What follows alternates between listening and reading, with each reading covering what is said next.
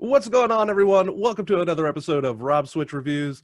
Today, I'll be interviewing Val from Trippy Food. Val, how you doing today? I am doing fine. How are you doing? I'm doing great. Now, if you haven't checked out Val's channel on YouTube, he does food reviews, he makes his own concoctions, and we're just going to be talking about a lot of that today. Yeah, I don't know if you can see here. There's a couple of foam chests back there. So, and one is a small caiman, which is a crocodile, and then the other one is an iguana, and they're whole animals. So I have to break them down. I'll do an episode where I butcher them, and then I'll use different cuts of the meats and everything to make different dishes. It'll be interesting. That is amazing. I can't wait to watch that. All right. So, what were you doing before YouTube? Well, I had a blog. So prior, the blog is called Trippy Food. It's still up, but I haven't done anything to it for years. Only because once I started doing the YouTube channel, it started taking up a lot of time. I'd like to go back and I'd like to, continue to do stuff on it. Basically, what I can probably do is take stuff that I've done episodes on the YouTube channel and make blog articles on it. I can do that. So I wanted to do that. Both the YouTube channel and the blog are things that I do because that's what I love to do. They're not really big money makers for me. So I've always had a day gig of working, and mostly in the computer industry, various roles in the computer industry and everything. And so this has always been just something I love doing. So what gave you that push to become a content creator on YouTube? Well, I initially had a show, I don't know if you've checked it out, called Kamikaze Kitchen. And so I had that show with Eddie Lynn, and it was kind of formulaic. So basically what we would do is, are you familiar with Exotic Meat Market? No, I'm not. Okay, so I have a friend who owns Exotic Meat Market, and he would give us unusual meats, I guess. And so the concept of our show was we would go to a chef in the LA area, and we would bring them a cut of meat, but we would put it in a brown paper bag with a question mark on it. So they would open the bag, try to figure out what it was, and then they would have to cook something for us. So Eddie and I would go do something, come back later, sit down and eat. We'd talk about what the chef made, and then we would say or do something that would get us kicked out of their restaurant. So it was kind of, like I said, it was kind of formulaic. It wasn't scripted, but it was kind of formulaic in that way. And then we usually would check with the chef ahead of time. It was like, we don't want to insult you or anything. So like, what would get us kicked out of your restaurant? And then we would talk about it like that. So we did that, I think maybe for about a year, maybe 2 years. And the thing was that the time between episodes started getting farther and farther. So like Eddie was busy doing other stuff, and he didn't have time to do it. And do you know Jeff Fu? No, I don't. Okay, so Jeff Fu, I don't know what he did at RecklessEating, but we met him through RecklessEating, and Jeff was filming the last few episodes that we did with Kamikaze Kitchen, and so where Eddie got really busy, it was almost a year we hadn't done any episodes, and I was talking to Jeff one day, and I said, hey, I miss doing this. I think I want to, maybe I'll find somebody else until Eddie has time to do it, and do and continue doing Kamikaze Kitchen. And he says, no, don't do that. He says, do your own thing. He says, do your own thing. Just try different things, go do different things and everything, and just be you, and just do it like that. And so he produced the early episode, the first round of episodes. Basically, he would film me, and then he would edit, and he would put the episodes up and everything, and all I had to do was provide the content.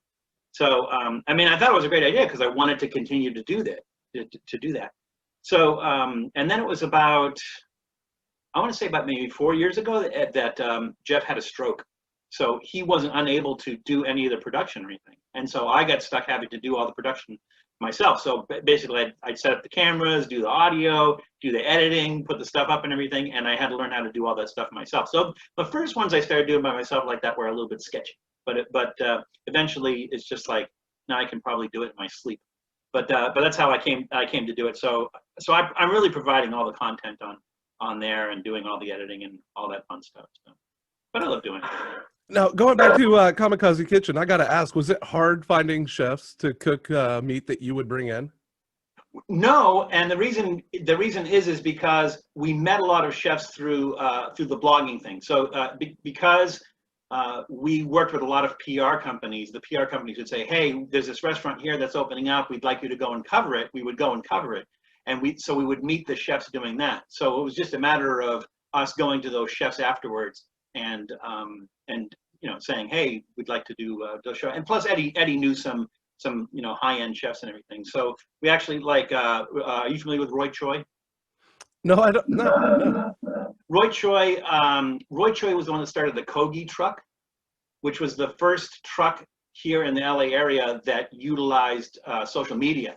So he became really famous for that. And so he's been a consultant in a lot of films. He hung out with Anthony Bourdain. So he was in a few things with Anthony Bourdain. And then the movie Chef, he was a consultant on the show because it was based on essentially what they were doing. I'm trying to remember, no, we didn't do anything with Roy Choi, but we did do with Jet Tila. We did something with Jet Tila. Our first episode was with Ben Ford, who is Harrison Ford's son. And so we would bring them stuff like beaver tail, rabbit testicles. One chef, Kyle Schutte, we brought him peacock hearts and liver. And they just basically had to do dishes for us. And some of them were really creative in what they did, and some of them like practically phoned it in and everything. But it was fun doing it with them. What was the worst kind of meat that you had to eat from all that? Well, to be honest with you, none. To be honest with you, they were all good. Most of the meats, as far as exotic meats and everything, most of the meats I've had actually been pretty good. So the dishes that I've had that I really didn't like were just stuff that I either prepared myself or went to get. And I think like my two least favorite things to eat are both Korean dishes. So one is bondegi, which is silkworm pupa. I don't know if you're familiar with it. Not that dish. Okay, so it's a silkworm pupa. So basically, in the silkworm factories where they would unspin the cocoon for the silk, they would sit there for hours. They wouldn't be able to get up and to keep up their strength. When they got to the little insect at the bottom, they would just pop it in their mouth and eat it. So it became kind of I don't want to say a delicacy, but just kind of a thing that people eat in Korea. So you go on the street in Korea, they have these big vats full of steaming hot silkworm pupa, and they just put them in a cup for you and just eat them there on the street. Well, I've tried them maybe 5 or 6 times, and to me they taste like rotting bags of skin with leaves in it. That's like, they're bad. I just don't like them. And the other one is a dish called hanjo, which is fermented skate. So you're familiar with the skate? It's like a stingray. Yeah. So they excrete uric acid through their skin. And so what they do is they allow it to ferment. So they cut it in little pieces and they allow that uric acid to ferment the meat. And so when you open it up, it just smells like a wet diaper. And it's so ammoniated that it like burns your tongue and everything. So two things not really crazy about and everything. But as far as the meats go, I've had everything under the sun, python and beaver and all kinds of things. But most of them are pretty good. Now, on Saturdays, you do something that has become actually part of my Saturday routine. You do live streams from the room you're in right now. That's right. How did that come to be? This is my office. This is my office. So this is where the magic happens. This is where the editing happens, but not necessarily the magic. So the live streams, how did that come to be doing that every Saturday? Well, the thing was that I do a lot with Matt from Reckless Eating, and he was talking about live streams, and he was saying like, dude, do some, you should do some live streams and everything.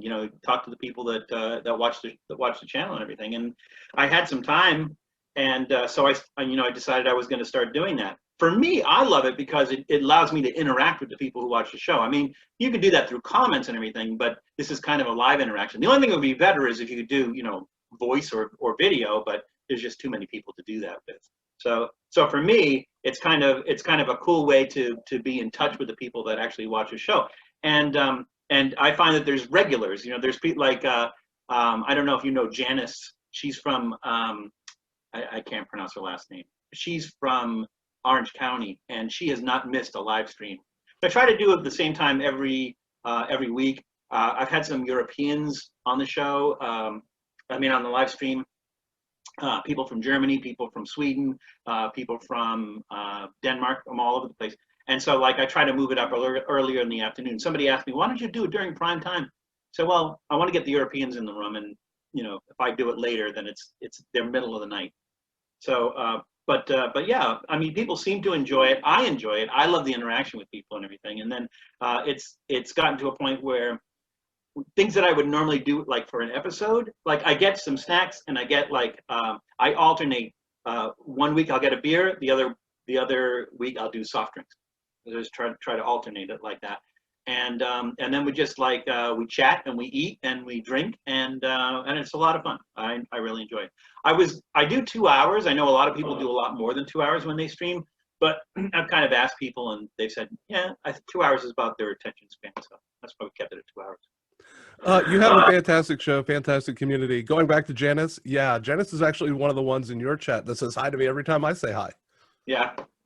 Yeah, and the thing is really, it's kind of like a family, right? I mean, it's like an electronic family. So basically, people just say hi to each other. People are interactive with each other as well as with me and everything. And so it's kind of like, it's just like you're getting a bunch of people together in a room and interacting with them and everything. And the only thing that you're missing is, I mean, they're getting my audio and video. I'm not getting theirs, but at least we're able to chat and go back and forth. Something I really love about that live show that you are doing.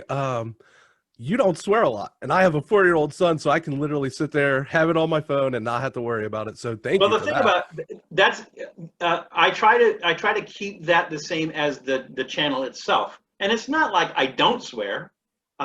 If you do it on your channel, I'll do it today.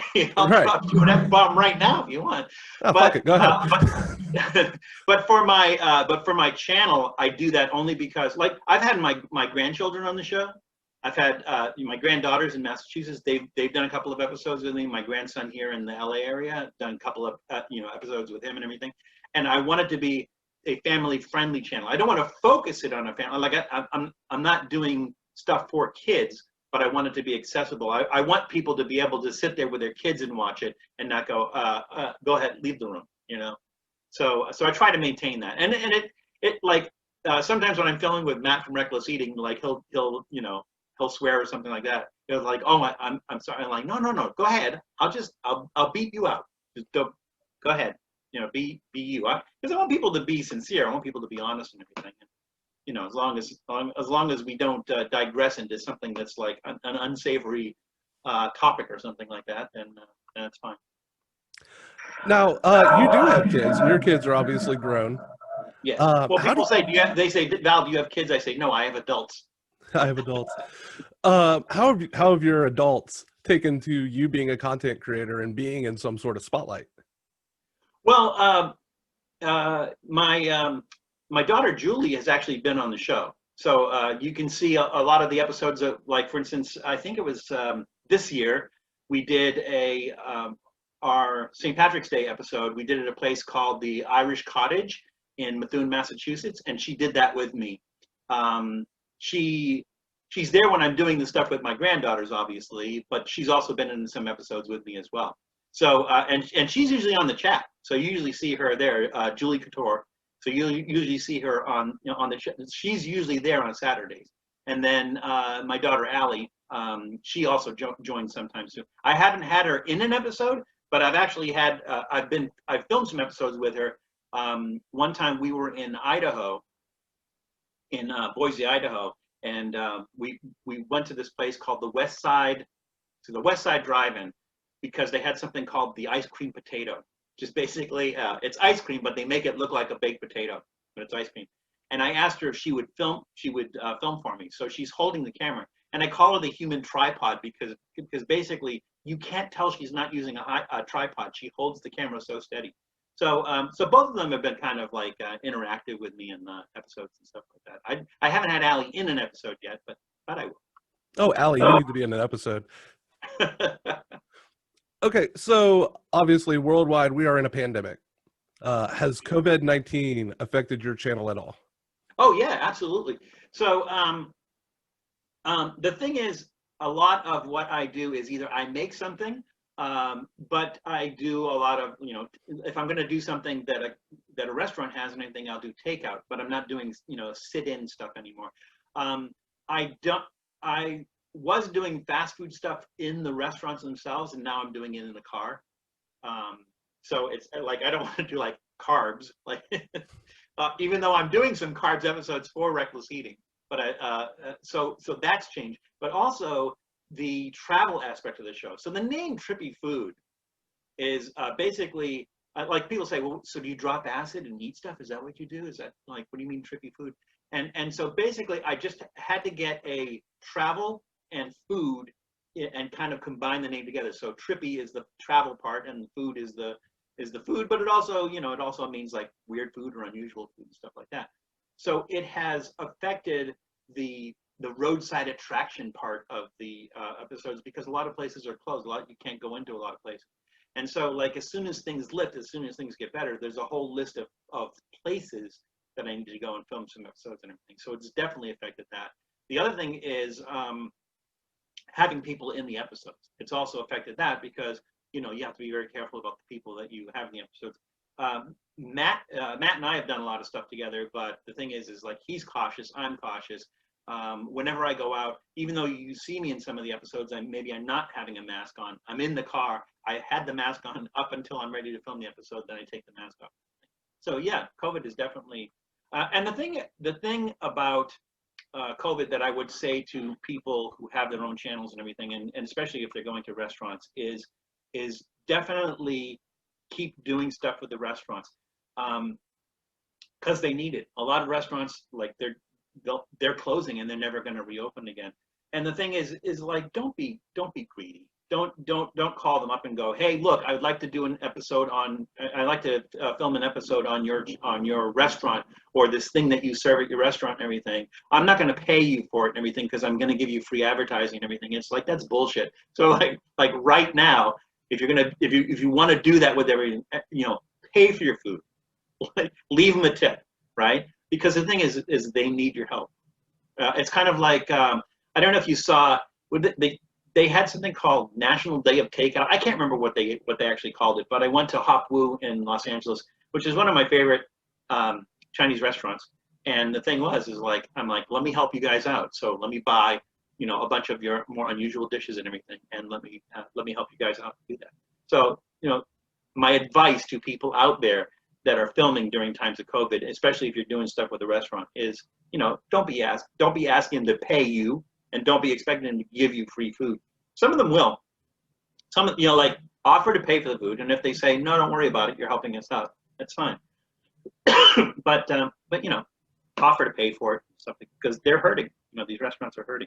COVID is changing the face of restaurants. I mean, if you think about places like buffets are they either have to change or go out of business. So when you would go into a place before and just take a plate and just load up your plate, that's gone. And it'll probably stay gone. So now what a lot of places are doing, especially like the Vegas buffets, what they're doing is everything's behind glass now. And you just point to what you want and some guy behind the glass puts it on the plate and you pick it up down the end. But yeah, it's changed everything. It's changed lifestyle, changed everything. Believe it or not, we actually have some buffets open here in Ohio. Really? Yeah, the way they're getting around it here is stickers on the ground, so only a certain amount of people are to be in one section at a time. Yeah, but the thing is, you still have people walking by the buffets and everything, and the food is open, right? So, although I don't know if you can contract it with the food, from food. I don't think you can. I don't think you can, but I don't know. I don't know enough about it. So do you, is it outdoors or do you go through the buffet indoors and eat outdoors, or are you eating inside? You're eating inside. They have certain tables X'd off, space between people. Me personally, I'm not ready to go back to a buffet. Yeah, same here. Yeah, I'm hesitant about going to a sit-down restaurant at all. For the most part, they're outdoors, and that's fine. And a lot of them are cautious. Like I've eaten at some places, they're open air. They've taken the tablecloths off the table. They've taken everything off the table. No condiments. If you want condiments, you have to ask for them. they put like plexiglass shields between tables. They've separated tables by distance and everything, and those are relatively safe. I don't know about the outdoor stuff. It depends on if you still have barriers between you outdoors, but it's risky. It is risky. So on your show, you make concoctions, and two that really stick out to me was the lobster gummies. Yeah. And the bologna cake that you made Matt Zion and Gamer Nick eat. Yeah. What's been the most memorable concoction that you've made on your channel? Well, the most memorable, I guess, it's stuff that surprises me that it turns out well. So like I don't remember if you saw the one where we did the was it the ham and banana hollandaise? Did you see that one? Yes, I did. Yeah. So that one surprised me because in my head I'm going like, this is gonna suck.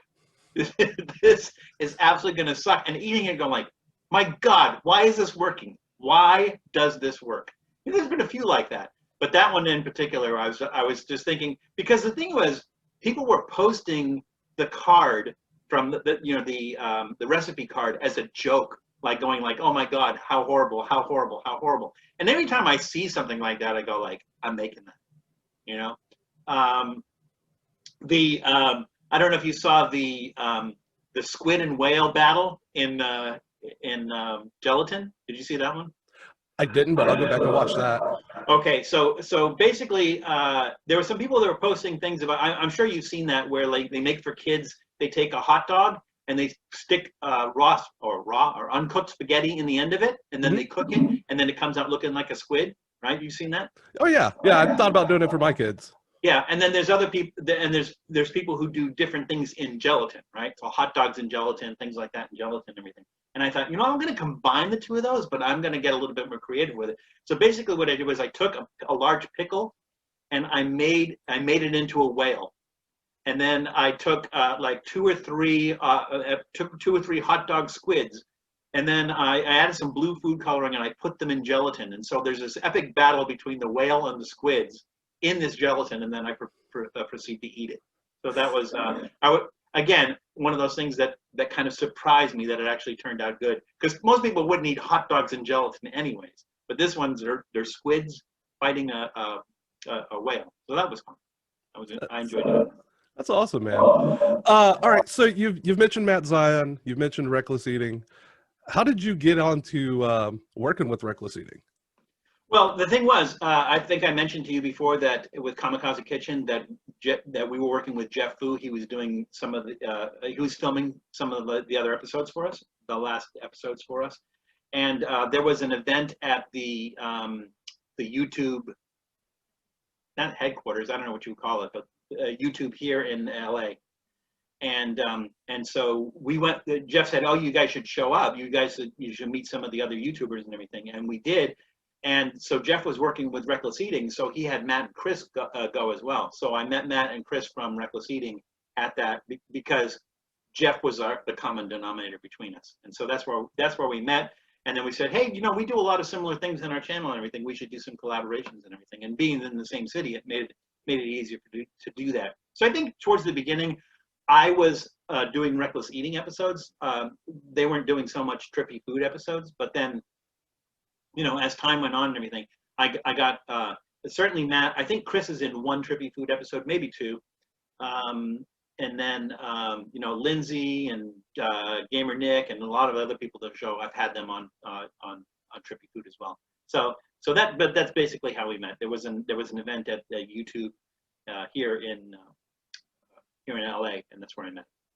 Now I know you don't do challenges, large volume. High alcohol content type stuff. Yeah, so the challenges that I do, I can do spicy challenges, like heat challenges. I've done those. I can do gross challenges and everything. But volume challenges I can't do so much, and I'm a lightweight when it comes to alcohol. So I can't do I could never chug a White Claw or anything like that. That would just completely do me in. I often thought about like maybe I'll do an episode one time where I am, you know, consuming a lot of alcohol or something, and just kind of let the camera roll and see what happens. Like somebody said, do it live, and I'm like, yeah, I can't do it live because like I may forget to shut. I may pass out and like not be able to shut off the video, and you're just looking at this stuff, you know, for 2 hours or 3 hours or however long it runs until somebody decides to cut it off. So, but I think one of the things that I want to do, and this is by suggestion, but also because I've wanted to do this, one of the episodes that we did, this was when I was in Portland, Oregon, and one of the episodes I did with Toby Funk is we did fortified wines, which are called bum wines or street wines and everything. And there's typically the bottom 5. Night Train is one of them, but they don't make Night Train anymore, so we couldn't do Night Train. But we did, you know, the other 4. It was like Mad Dog 2020 and Richard's Wild Irish Rose, Cisco, and Thunderbird, I think, were the other ones.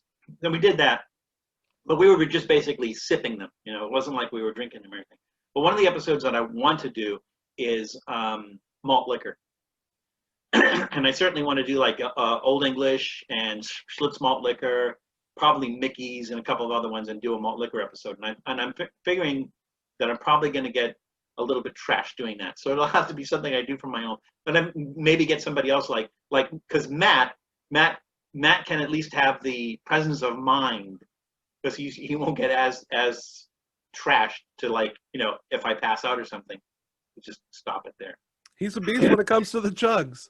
Yeah. So I drink alcohol. You know, you've seen on the streams, like I said, every other week I'll do a beer. So I do drink alcohol, but I can't drink a lot of alcohol, and I can't drink a lot of alcohol fast, because I just have a low tolerance for it and everything. So I think what was the last one we did, where we did our pumpkin spice one, where we had the pumpkin spice coffee, a pumpkin spice soda, and pumpkin spice beer, and just mixed them all together. But I think at the end of it, everyone goes, chug it. But it was, you know, it was in a glass like this, but it wasn't all the beer. So, you know, that I chugged. I was encouraging. All right. So when COVID's over, what's the first thing you're going to do in your channel? I have a list. So I have to decide what I'm going to do in a list. So there's stuff that I want to do in San Francisco. There's stuff that I want to do in Bakersfield. There's stuff that I want to do in Phoenix. I also have a list of things all around the country I want to do, but then I've got to figure out how to get there. Because the thing is, right now I'm COVID laid off from my day gig, and so it's not so much that my travel is limited because of COVID, which it is, but it's also limited because of expenses.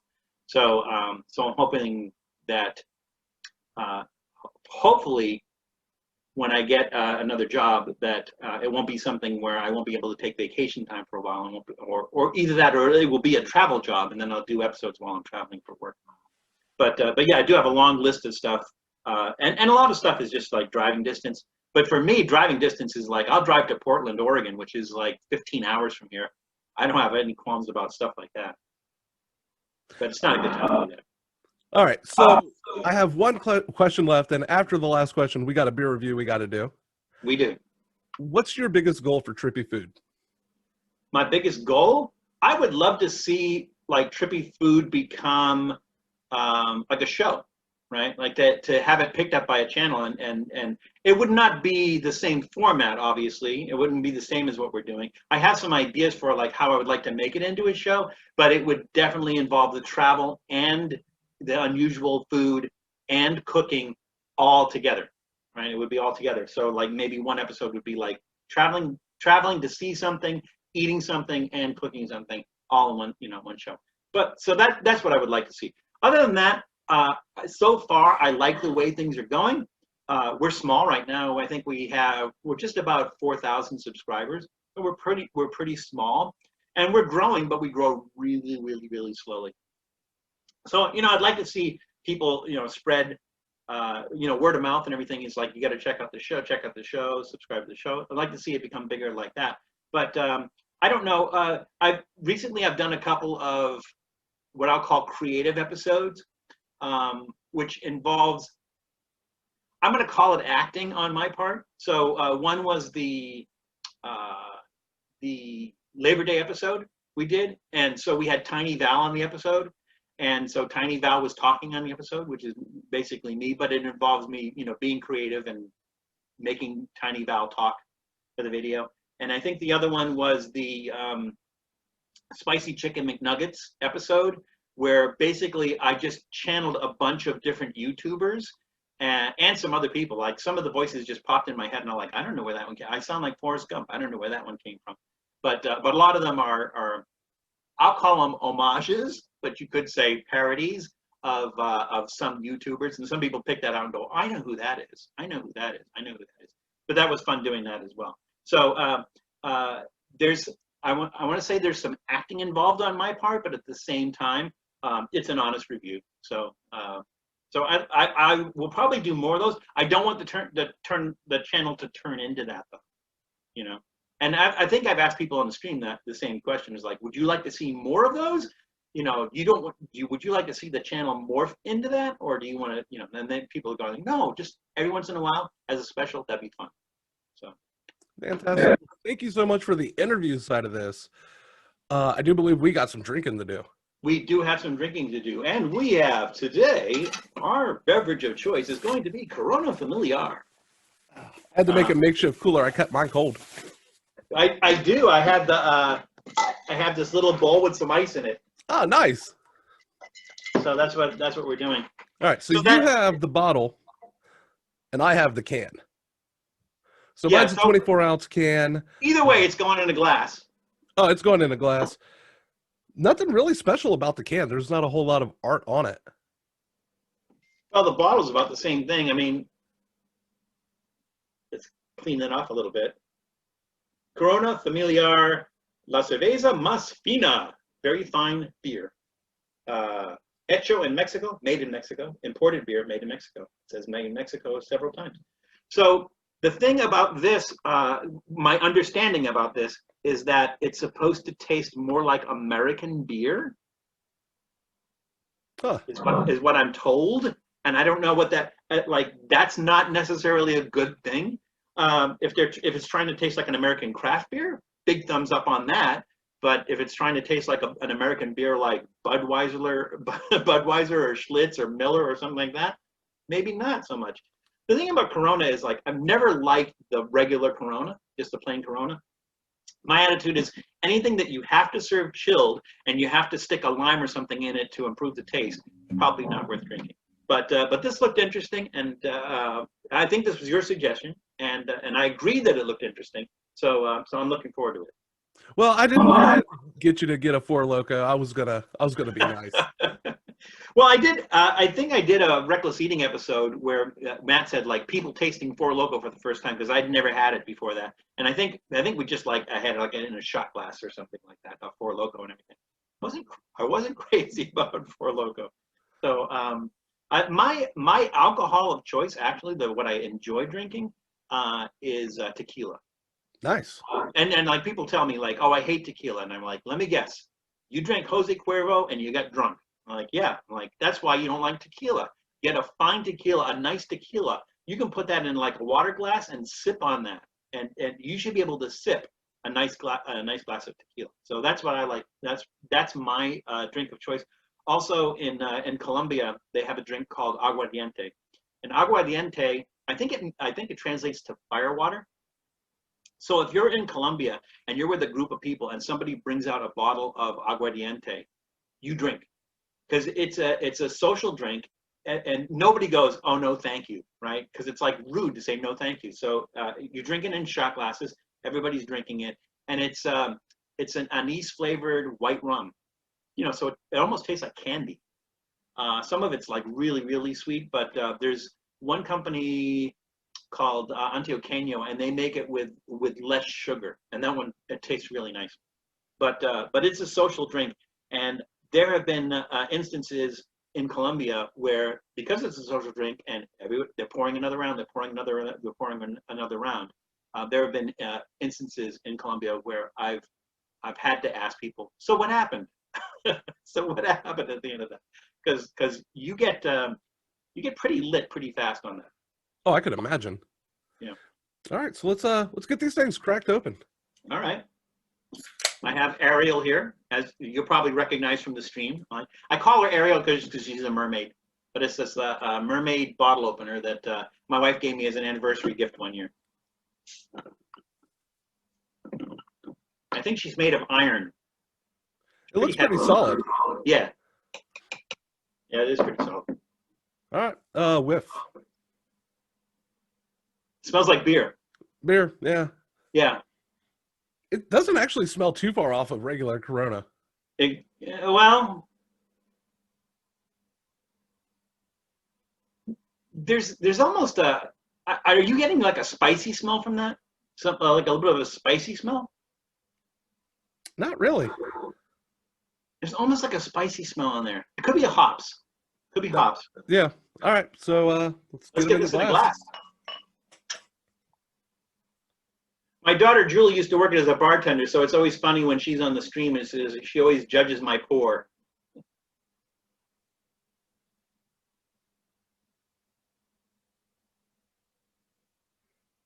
Funny story about Julie is when I went out there, because she lives in Massachusetts, and I went out there one time, and we had been talking about getting Narragansett Autocrat Coffee Milk Stout. So coffee milk is like the unofficial, maybe it's official, drink of Rhode Island.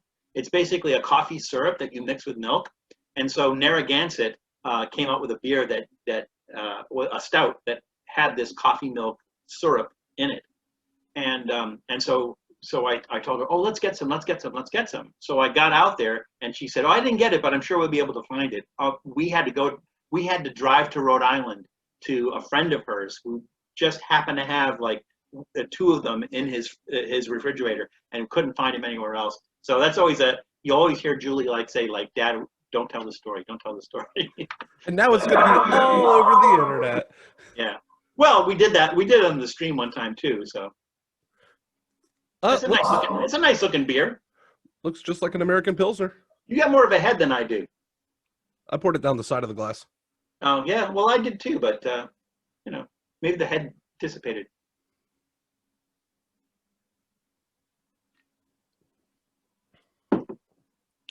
I'm going to say right off the bat, I like this better than regular Corona. It is better than regular Corona. It actually tastes like if Budweiser tried. Exactly. Yeah, exactly. It doesn't have that. It doesn't have that skunk piss flavor that Budweiser has. No, it don't. It's very nice. There's a slight bit of bitterness, and I think maybe that's from the hops, and that's probably where I got the spiciness when the smell from the bottle. But it's really weird because you don't get the smell once you put it in the glass. Like the smell disappears in the glass. Are you getting a change in the smell in the glass? It actually smells lighter in the glass than when it was in the can. Yeah, same here. It's funny because a lot of the people know on my streams what I'm going to be drinking, because I posted like a thumbnail and even I think on the YouTube thingy, whatever, I say what I'm going to be drinking. And so it gives people an opportunity to go out and get one. And in some cases, people said, okay, I have one, I have it here, and I'm going to drink it with you. But this is better because we're getting like a real-time video, audio thing of like us both drinking this at the same time. It's like we're in the same room. With the packaging, I thought the beer itself was going to be darker. Yeah, well, same here because this is, a dark brown bottle. Yeah. It's hard to tell. It is a little bit, I would say just a little bit darker than regular Corona. Oh, it absolutely is. Yeah, because that regular Corona is like canary yellow. Yeah, just like a little darker than Bud Light. Yeah. This is, to me, this tastes like a really good domestic beer, but not necessarily like a craft beer. I'd drink that again. Yeah, this is like something you would go you're just going to a bar for a beer, and you would get this, right? Like, or if let's say you were going to a cookout or something, and there was a cooler full of beers, and there was some Budweiser in there, and there's some Bud Light, and Miller and Schlitz and everything, and there was one of these, I would grab this. I'm actually going to give it a go out of the can, too. I don't like drinking out of a can, only because sometimes you get a interaction with the metal from the can, and it has a tendency to change the flavor. You don't really get that with glass. So like you drink it out of a glass bottle, you don't really get that. But I think it's because if you've got like electricity running through your body and you're connecting metal to your mouth and everything, there's that maybe there's some sort of like electrical thing going on. I don't know. I'm not a scientist, but I play one on TV. That bitterness you were talking about with Yeah. the smell is more prevalent out of the can. Yeah, I would It's think still so. hanging in there. But it's not like a sour beer or even like a citrusy IPA or anything else like that. It's just there's just like a slight bitterness, and which I think is probably from the hops. Have you ever eaten a hop? I have not. Don't. So I went on a tour of Rogue Brewery's farm where they grow the hops. And they gave you a little tour, and they take you into this warehouse where they have the roasted hops. They have these big machines that roast the hops, and then they're just in this big stack on the floor. So I said to the woman on the tour, I says, "Could you eat one of those?" And she says, "Yeah, sure. It's been roasted and everything. It's fine. You could eat one if you want." And so I picked one up and I put it in my mouth. I couldn't get that taste out of my mouth for 3 days. It's kind of like almost like, have you ever eaten a persimmon that's not quite ripe? No. I can't think of another. There's an Indian fruit called chiku, and the thing is, if you eat it before it's ripe, it takes all the moisture out of your mouth. It's like eating alum, like eating baby powder. It just takes all the moisture out of your mouth, and then it just has this strong bitter taste. And you can brush your teeth, you can use mouthwash, but you can't get rid of that. And it's like it was there for like 3 days. So if somebody offers you even a roasted hop to eat, say no. Fair enough. On this channel, Val, we rate the drinks before we end the video on a scale of 1 to 10. 1 being the worst, 10 being the best. Where are you going to put Corona? I'm going to put this at a 6. I'm going to say it's a 6. It's a good utility drink. It's a good utility beer. I'll put it that way. It doesn't wow you with flavor or anything, but it doesn't suck either. So and I give it a 6 because I think they try harder. So it's like